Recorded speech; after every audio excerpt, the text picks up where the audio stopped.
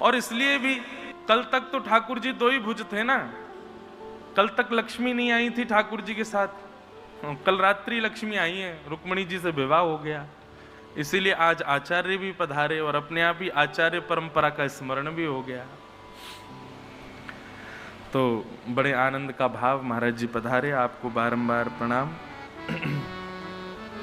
वृंदावन में आज कथा विश्राम हो रही है बंधुओं। अब अगली कथा वृंदावन में हमारी फरवरी में होगी जाके, फरवरी में वृंदावन में अब कथा, फरवरी में नहीं है,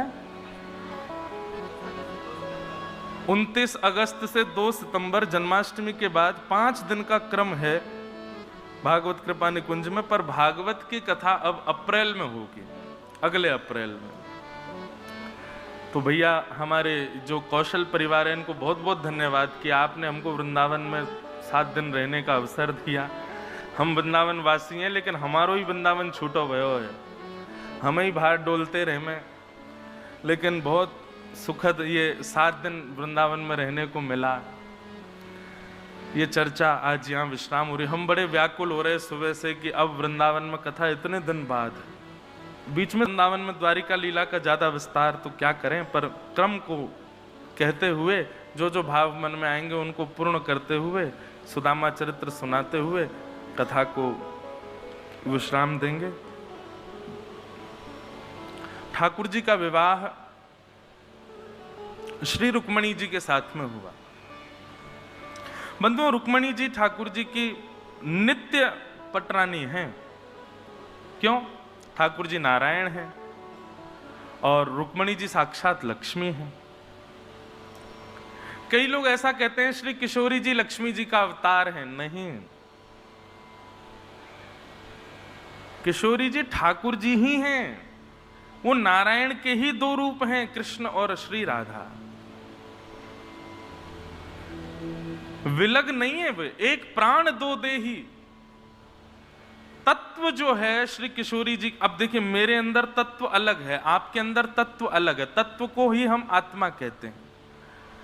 हम सब विलग हैं, इसलिए हमारी मित्रता भी होती है, इसीलिए हमारे संबंध भी बनते हैं, इसीलिए हम लोग आपस में एक दूसरे को प्रेम भी करते हैं, शत्रुता भी करते हैं, क्योंकि हमारे भीतर के तत्व अलग हैं।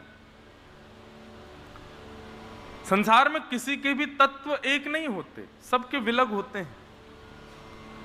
पर किशोरी जी और ठाकुर जी के भीतर जो तत्व विराजमान है ना, वो एक ही है, वो एक ही है, कोई उनमें अंतर नहीं है। इसीलिए अविलग होने के कारण प्रत्यक्ष प्रकट विवाह का वर्णन भागवत में नहीं है, पर हमारे वृंदावन के कई लीलाओं में, गर्ग संहिता आदि ग्रंथों में ठाकुर जी का विवाह हुआ। अच्छा, विवाह उससे किया जाता है जो हमसे विलग हो, जो हमसे अलग हो, लेकिन जो हम ही हैं, जो हमारा ही है, विवाह किस लिए किया जाता है? कोई अलग है उसको अपना बनाने के लिए विवाह किया जाता है, पर जो हमारो ही है, जो नित्य हमारा है, उसके लिए विवाह की आवश्यकता नहीं। इसलिए भागवत में प्रकट विवाह नहीं है, पर हमारे वृंदावन की रीति में तो किशोरी जी का विवाह ठाकुर जी से होता है, नित्य होता है। पर तत्व रूप में लक्ष्मी और नारायण दोनों विलग हैं, इसलिए लक्ष्मी रुक्मणी जी के रूप में और नारायण श्री कृष्ण के रूप में पधारे और दोनों का विवाह हुआ। भगवान का विवाह लक्ष्मी जी के साथ में सुसंपन्न हुआ। बंधुओं, लक्ष्मी सदा, इस बात का यह भी एक प्रमाण है कि लक्ष्मी सदा श्री कृष्ण की हैं। वे अन्यत्र किसी को स्वीकार नहीं करती, अन्यत्र कभी किसी का वर्ण नहीं करती हैं। इसलिए लक्ष्मी को कभी भी अपनी दासी या फिर अपने उपभोक्ता के रूप में लक्ष्मी जी का उपयोग कभी मत कीजिएगा। लक्ष्मी जी के प्रति सदैव 2 भाव रखिए, या तो मातृ भाव या पुत्री भाव। पत्नी का भाव यदि आपने लक्ष्मी के प्रति रखा तो दुर्गति होगी। पत्नी का भाव रखने का मतलब, जो लोग धन इसीलिए कमाते हैं कि हम उसका उपभोग कर सकें, हम उसका अपने लिए प्रयोग कर सकें, हम अपने लिए व्यय कर सकें, इस प्रकार लक्ष्मी को कमाने की भावना रखना, ये एक प्रकार से लक्ष्मी के प्रति पति भावना रखना और अपने नाश का कारण बनना होता है। लक्ष्मी का सदैव उपार्जन इस भाव से करना है कि वे हमारी मां हैं, मां हमारा पोषण करेंगी, इस भाव से करो, या फिर पुत्री के भाव से करो। वैसे सबसे श्रेष्ठ है पुत्री भाव रखना लक्ष्मी के प्रति। क्यों? जब आप लक्ष्मी को पुत्री भाव मानते हैं तो पुत्री के प्रति एक दायित्व का निर्वहन किया जाता है, और वो दायित्व क्या है कि पुत्री जैसे ही योग्य हो उसका सुयोग वर ढूंढ करके विवाह करो। ऐसे ही लक्ष्मी जब सुयोग हो, लक्ष्मी जब श्रेष्ठ हो जाए, लक्ष्मी थोड़ी बढ़ जाए, लक्ष्मी जी की आयु हो जाए, लक्ष्मी लगे कि हाँ अब बढ़ गई है परिवार में, तो उनका श्री कृष्ण के साथ विवाह करो। और श्री कृष्ण के साथ विवाह क्या है? ये अनुष्ठानिक कर्म कराना, भागवत की कथा कराना, कहीं यज्ञ कराना, कहीं कोई इस प्रकार के वैदिक क्रियाएं कराना, एक प्रकार से लक्ष्मी का नारायण से विवाह है। सीधी बात, लक्ष्मी के प्रति भी कभी भी